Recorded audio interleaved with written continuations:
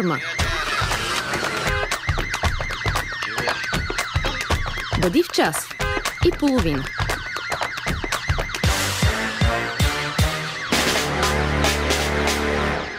Оставаме още малко в аларма на екотематика. Този път обръща внимание на един друг проблем, който не е по-малко сериозен, а то е обезлесяването на големите градове.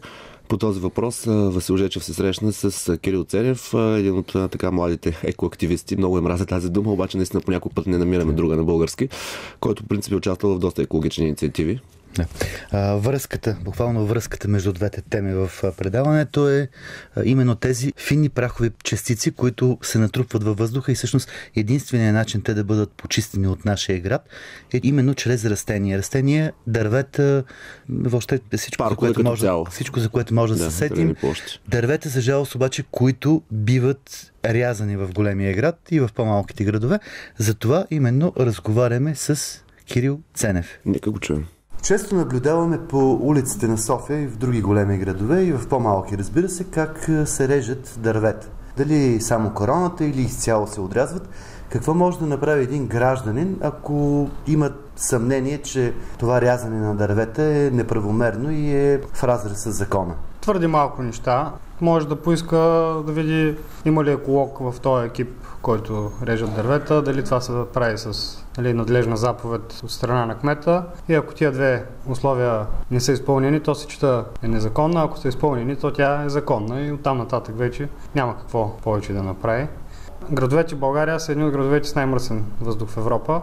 Борят се за първенство Пловдив и Перник за град с най-мръсен въздух в цяла Европа. София е в челната десятка. Защо тогава, като че ли не е приоритет озеленяването, наблюдаваме все повече и повече как се режат дървета? С течение на обстоятелствата и финансов интерес. Всичките тия дървета, които са били посадени и по царско, и по соцвреме, те растат, натрупват дървесина, биомаса и са малко или много някакъв ресурс. Да, те са Какво имате предвид?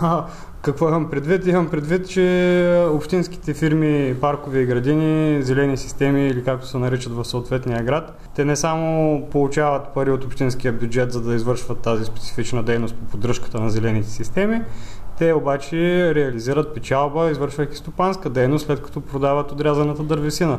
Било то под формата на дърва, било то под формата на дървесен чипс. Те печелят. Винаги съм се чудил това усърдие в дейността им, това максимално изрязване на дърветата и то почти всяка година. Не съм специалист, поправете ме ако греша, ама като че ли не е нужно всяка година дървото да се обезобразява и да остава просто една пръчка. Наблюдавал съм и в моя квартал и храсти, които сами по себе си не пречат на никого, които също биват изрязани. Това с каква цел е? Това е с чисто комерциална цел.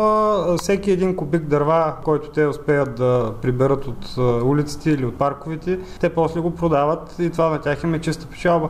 Тези брикети, които споменахте или? Специално в Пловдив продават дърва, нарязани и нацепени дърва, включително тия програми за подпомагане на социално слаби семейства и така нататък. Когато се отрежат дърва от гората с печат на горския, с марка, докато се транспортират до града, това се генерира някаква реална цена. Когато се режат дървета от парка, фактически на тях им излиза много по-евтино и това е за сметка на гражданите и на нашия въздух. Защото в крайна сметка зелената листна маса на дърветата е единствения фактор в 21 век, който познаваме, който може да намалява нивата на финни прахови частици. Всички други начини да ги намалим е просто да намалим отделянето им, докато единственият начин да ги изкараме от въздуха, който дишаме, е да има повече дървета с повече листа, които да абсорбират тези финни прахови частици. И това отношение на общинските власти към зелената градска среда и към градската растителност е просто кощунствено. За съжаление, начините да се противодейства на това са твърде малко. Необходимо е да се изтъкне. България е подписала една международна конвенция, нарича се Орхуска конвенция. Това е конвенция на ООН. Тук е малкия капан, защото ако беше Европейска конвенция за нейното не спазване, ние щяхме да имаме право да сезираме Европейския съд. Докато, понеже конвенция на ООН, Европейския съд няма право да се произнесе този въпрос и няма глобален съд, няма механизъм наднационален съд, който да следи за спазването на нарушения на конвенциите на ООН. Тия конвенции, които са свързани с войните и с военновременните законно нарушения на престъпления, за тях има Международен съд в Хага. Но когато общината нарушава правата на собствените си граждани, оправдавайки се с закона за устройство на територията или с някой друг национален закон, понякога даже в нарушение на Конституцията, и нямаме право да сезираме Българския конституционен съд като граждани, нямаме право и да сезираме и никакъв наднационален съд, когато държавата нарушава конвенция като Орхуската. Европейска рамка няма ли? Има европейска рамка, има минимално изискуеми норми за процент зелени площи на глава от населението. В Пловдив те са брутално нарушени. Минимално изискуеми 20 квадратни метра зелена площ всеки един гражданин. В момента в Пловдив са 12 квадратни метра и продължават да намаляват. Само преди 20 години ние сме били в нормата, въпреки че преди 20 години не сме били членове на Европейския съюз. Сега сме членове на Европейския съюз, но вече сме извън европейската норма.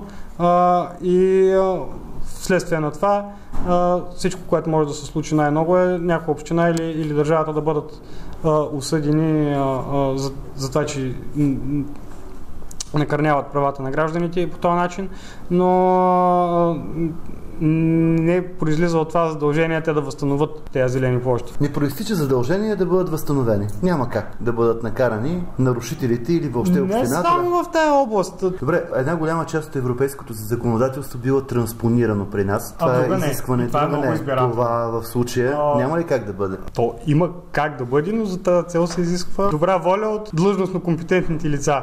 Длъжностно компетентните лица, очевидно, освен да защитават интересите на обществото, защитават техните собствени корисни интереси. Отново да се върнем на конкретиката и на дърветата. Различните видови дървета има различен оптимален режим, по който те биват поддържани. Специално чинарите. При тях е строго противопоказано отрязване на скелетни клони. Това кара дървото да залинява, пускат твърде много тънки клони, от които половината изсъхват, цялото дърво почва да съхне. Чинарите са застрашен вид, никой няма право да сече чинари, само че в Хасково цяла една улица с вековни чинари бяха изрязани, тотално примахнати. Това нарушение на закона за биоразнообразието, това е нарушение, следва да бъде констатирано от Регионалната инспекция по околна среда и водите. Когато такива сигнали постъпят при нея, обаче в България съответните регионални инспекции просто се правят на ничулни видял. Дайте да конкретизираме тук. Тези регионални инспекции са органа, който може по някакъв начин да влияе по някакъв начин да оказва контрол. Той е контролен орган, но фактически се явяват едни безконтролни органи. Така чисто технологично, ако можем да уточним, значи ако имаме някакви съмнения, трябва да отправим сигнал към РИОСВ. Какво се случва на практика? На практика се случва твърде странни явления. Най-големия парк в Пловдив, парк Отдих и култура. Общината промени общоустройствения план на парк Отдих и култура. В хода на обществените обсъждания всички граждани присъстващи се обявиха против това. Въпреки това общината го направи. Ние заведахме дела в съда и неправителствена организация, и граждани на Пловдив. Делата бяха в съда и докато съда не се произнесе, този новия план не може да влезе в сила. Въпреки това обаче беше съставен проект въз основа на новия план. Въз основа на този съставен проект започна строеж, което е абсолютно незаконно.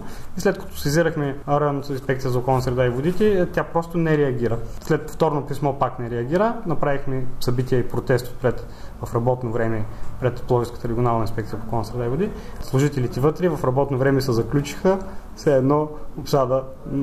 Беше просто гротескно. Другаде някъде има ли как да сезираме? Законодателството би трябвало да може пред съда да се обърнем или... Хубаво е да знаем законите и да си търсим правата. Закона за биоразнообразието.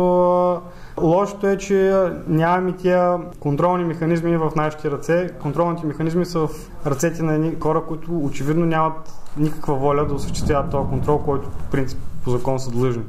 Всичките тия абсурди, на които сме свидетели, до голяма степен произлизат от това, че обикновените граждани нямат право да сезират Конституционния съд и да се позовават на Конституцията директно. Само парламентарни групи, президент, Министерски съвет и групата на потенциалните нарушители на Конституцията, единствено тя има право да сезира Конституционен съд. Потенциалните потърпевши фактически нямат абсолютно никакъв шанс да се позоват нито на Конституция, нито на наднационалното право, когато то не е европейско, когато примерно то е конвенция на ООН. Казахте обществен контрол. как може да бъде осъществен? Ами с механизмите на гражданското общество, с протести, с присъствие бойкоти, във властта, и така нататък. по някакъв начин би ли могъл властта да легитимира като някакъв орган? Такива поредица от предложения няколко граждански инициативи, започнати в съответствие с Закона за прякото участие на гражданите. Предложихме конкретно на община Пловдив, на кмета на Пловдив, да бъдат съставени граждански обществени съвети, които да допълват работата на експертните съвети на общината, в които да влизат специалисти, ландшафтни архитекти, еколози и така нататък. Съответно, нищо не бе предприето. Това в правото се нарича мълчалив отказ. Ние подадахме жалба до административен съд град Пловдив за мълчалив отказ, при което нашата жалба беше върната с познайте каква препоръка. Моля, представете доказателства за мълчалив отказ. Още един абсурд.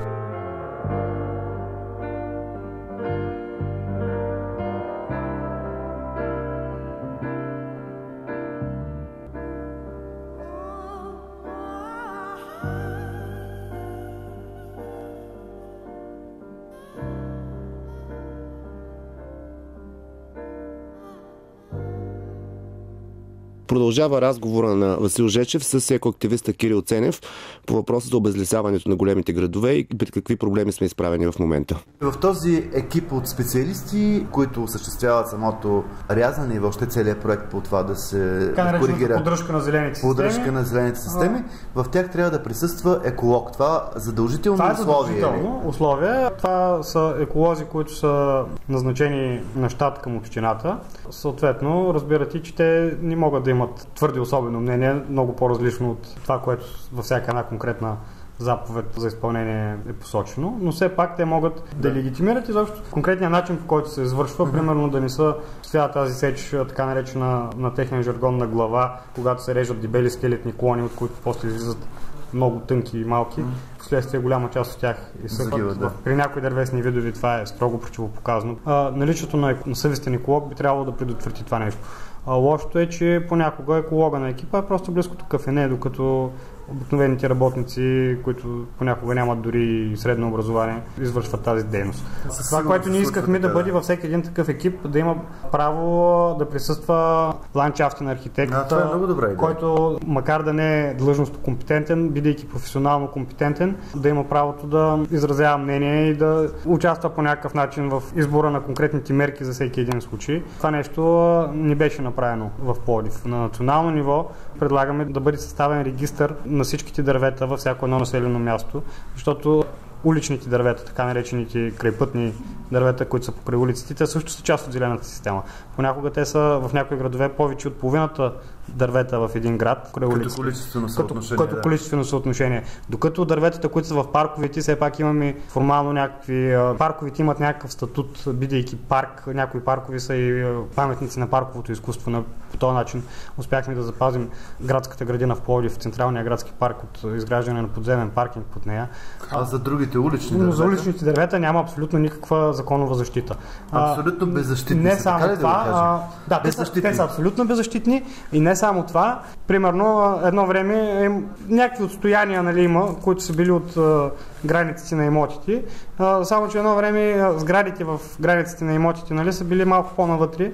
Впоследствие през 90-те години са били изградени едни кооперации съвсем близо до тротуара, залепени до самия тротуар, за да има максимално голяма застроена площ. Това се случва след като са били засадени тия дървета. Се построяват сгради, които са твърде близо до тия дървета впоследствие, а пък още по-късно сега вече след 2010-2012-2015 някои общини, някои кметове излязаха с специални наредби дървета, които са под 3 метра от сградите, да бъдат примахвани. При положение, че тия дървета са по-стари от тия сгради, които са построени, това е абсолютен абсурд. Не само, че няма обективна необходимост от това. Как 3 метра? То тротуара не е на 3 метра. Целият тротуар не е като количество. Ние трябва да примахнем повече от половината дървета в града, ако трябва да спазим това изискване, което не става ясно откъде са, защо 3 метра, кой го казва, на какво основание. Просто всичко това се прави с цел максимален брой дървета да подлежат на отрязване, за да могат да се превърнат в дърва за огрев или в дървесен чипс, който да бъде продаден после от общинските фирми. паркови за градини. Те в общи линии повечето от тях дори не са общински фирми, те са частни фирми, които са арендовани пред общината, доколкото знам. Има и такива, дори да не са такива, бившата публична собственост бива превърната в общинска частна и в държавна частна собственост и последствие тя хем подлежи на разпоредителни действия, може да се продава, дава под наем и така нататък. Изобщо това е един много порочен хибрид, който дава възможност на публичните институции фактически да се държат като частници. Защото те вместо да изпълняват дейност в служба на обществото, те почват да изпълняват дейност в служба на печалбата. И то тяхната. Не се защитават обществените интереси. Това по нищо една общинска фирма, която се разпорежда с частна общинска собственост, с нищо не е по-добра от една частна фирма. Те методите им на действие, безконтролността им са абсолютно същите, само дето общинската фирма, освен печалбата, която получава от търговската дейност, получава и заплата от нашите данъци, което ги поставя в нелоялно конкурентно отношение по отношение на останалите частни фирми даже.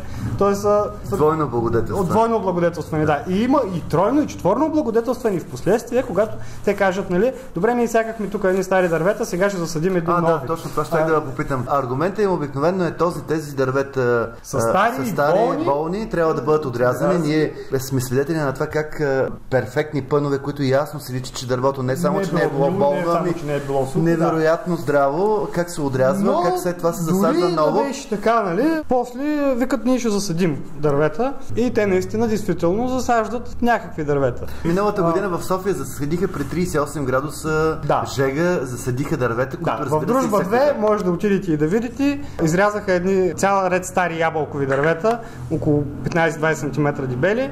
На тяхно място засадиха едни нови през едно акация, през едно някакъв вид явор. Това стана в най-голямата жега. Съответно, акациите половината оцеляха, яворчетата всичките изсъхнаха. До година те ще бъдат подменени с нови фиданки. Тези фиданки се закупуват. Се закупуват от общинските разсадници или от близки фирми на общината на цени, които са, меко казано, странни. В държавно горско стопанство, в държавен разсадник фиданки на тази възраст с този размер обикновено струват по 1, 2, 3, 5 лева максимум. Се засаждат фиданки, които са таксувани по 10, по 15 лева бройката. Много добра цена. Много добра цена, нали, и това с ДДС-тата после. Това всичко на гърба на данъкоплатеца. Това всичко е на гърба на данъкоплатеца и то по няколко пъти. Това е начинът, по който успяват да удират по 3, по 4 кожи от гърба на голия и босия граждани. Всъщност по този начин се аргументира за засаждането на дървета в най-голямата жега, защото след като не успеят да се хванат тази година, на другата година ще трябва да бъдат засадени наново. И това ще калкулира нови разходи, нови приходи. Да. Майстора и кирмидата, нали? По никакъв начин щупената кирмида те не искат да заменят с нея щупената, само я преместват. Прехвърлят топката екипите, които засаждат нови дървета, екипите, които режат, по начин, по който те да могат да максимизират целия оборот парични средства, които могат да завъртат по този начин, но не и да възстановят зелената си на нашите градове, която е брутално усъкатена и продължава да бъде усъкатявана. Гражданската инициатива в този смисъл така лично персоналната гражданска инициатива на всеки един човек, който иска да засади дърво пред къщата си, или пред блока си, или зад блока си. Това е добре всеки да го прави. Независимо от това дали кога ще му го отсекат, в крайна сметка единственият начин да се приборим е всеки един съзнателно със своите малки действия да движи нещата към по-добро. Аз лично през тая 2015 година съм засадил може би над 50 дървета само в Пловдив. Част от тях като организирана акция на зелените, част от тях съвсем самосиндикално пред наша... Самоинициатива това Да, самоинициатива. В запустелите паркове, като Южен парк София, като парк Отдих и култура в Пловдив, има много млади фиданки, които ние имаме там мястото по алеите. Сега в този сезон, след като вече са им отпадали листата, до март месец, нали, преди да им пораснат новите листа. Фиданки, които растат по пътечките и не по местата, където би трябвало да бъдат, могат да бъдат преместени на по-добри места. Всеки един гражданин може да засади нови дървета там, където види, че е имало сухи дървета. Да, ние в Пловдив специално изискахме от общината тия дървета, които липсват, защото на много места по тротуара, нали, където е имало чаша, в която е имало дърво, дървото е отрязано, но не се засажда ново дърво. В София е още по-лошо. Не само, че не се засажда, понеже тук се асфалтират тротуарите и там, където е имало изгнило дърво или е отрязано, пъна го няма, там отгоре се залива с асфалт и мястото тотално е загубено за в бъдеще за засаждане на ново дърво. Това е ужасно и наистина е необходимо да се организираме повече граждани, граждански организации, ако трябва и някакви партии и всички заинтересовани субекти да се организираме и да изискаме от общините, от всяка една община да възстановят зелените системи на градовете по начин, по който най-малкото да пасват на европейските норми, да съответстват на европейските норми. Това е добро пожелание. Аз няма да скрия, че така мотива ми да направя това интервю. Аз отдавна, разбира се, имам интерес и така чувствам се съпричастен към тази зелена кауза, особено що се отнася до градската среда. Така, моят личен мотив е, съвсем скоро бях засадил дърво пред къщата ми в Черноморец. Това дърво беше отрязано, а онзи ден, буквално преди няколко дена, мястото, което бях изкопал и бях турил, защото то е то не е само просто да засадиш, трябва да сложиш и тор, беше отново отгоре циментирано.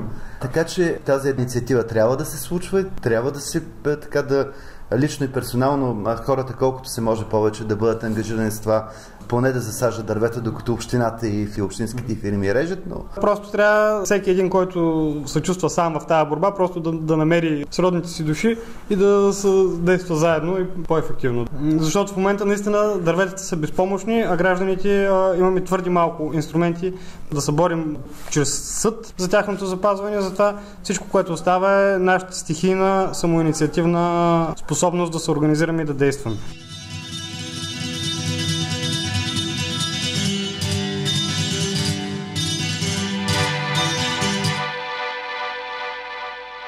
Това беше всичко от Аларма за тази вечер. Аз съм Ивайло Стефанов. Надявам се да се повдигнали така едни теми, които в принцип трябва да се говорят повече по медиите и да сме спомогнали за някакво обществено обсъждане и дискусия. А също така се надявам все пак и да ви е било приятно. За вас работих още Васил Жечев, Ники Николов, Зорка Мирчева и други хора.